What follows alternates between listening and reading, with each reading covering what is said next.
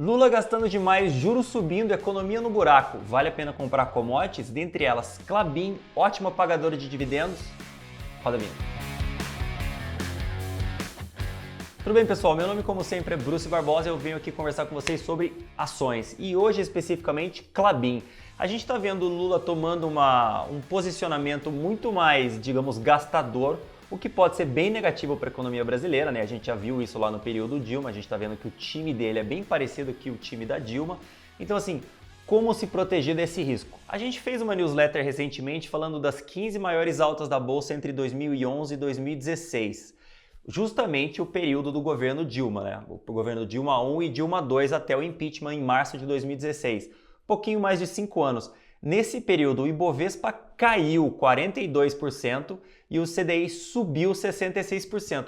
Quais ações ganharam dos dois? Quais ações valeu a pena investir que ganharam tanto do Ibovespa quanto do CDI? A gente chegou em 15 nomes, aqui dá para você ver que todas elas dão mais de 66%, que é justamente a performance do CDI, né? O Ibovespa foi destruído no período.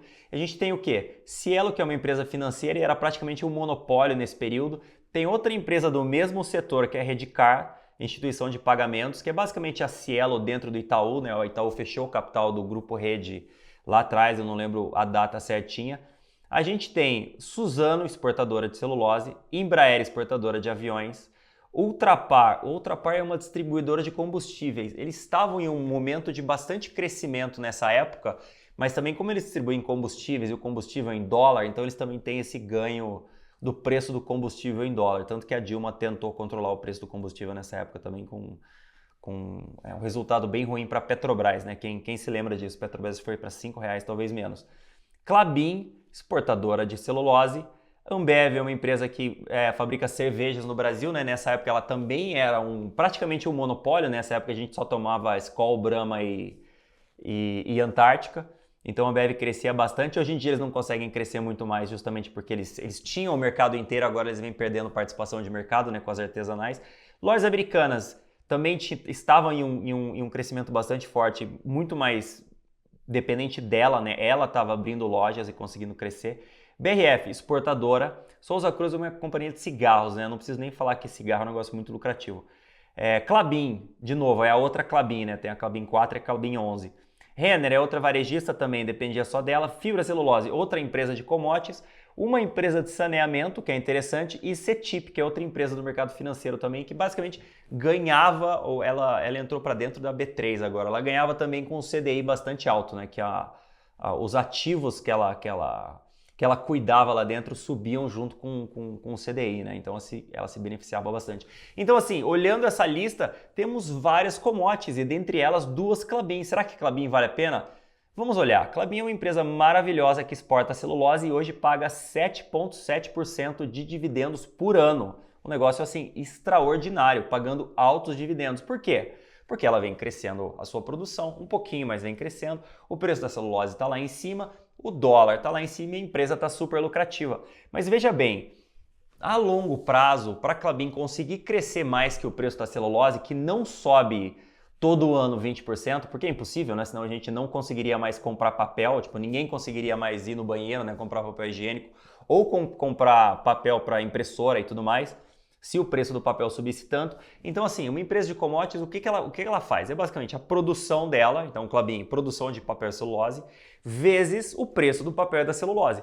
Se o preço do papel e da celulose não sobe muito ano a ano, o que tem que subir muito? A produção da empresa. E olhando a produção da Klabin, ela cresce só 4% ao ano, mais ou menos, né? Eu puxei... Essas empresas, elas nem divulgam um gráfico de longo prazo da produção, justamente porque a produção não cresce, né? A produção, se você for olhar, ela é bem estável ao longo do tempo. Vale para Klabin, vale para Suzano, vale para Siderúrgicas, vale para Vale, vale para Petrobras. Não vale para uma empresa que eu vou contar para vocês, que vocês já sabem qual é, né? Então, em 5 anos, a empresa saiu de 843 milhões de toneladas, se não me engano, 1.000 toneladas de papel e celulose, para 1.015 1.000 toneladas de papel e celulose esse ano, né, no terceiro trimestre de 2022.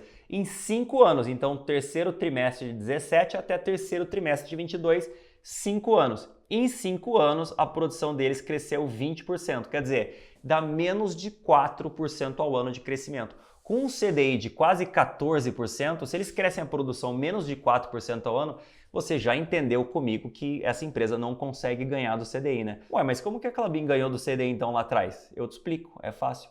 O dólar subiu 145%. Ah, maravilhoso! Então quem salvou as exportadoras nessa época foi o dólar, não foi o crescimento da produção das empresas, não foi o preço das commodities, não foi economia de custos, não foi nada disso.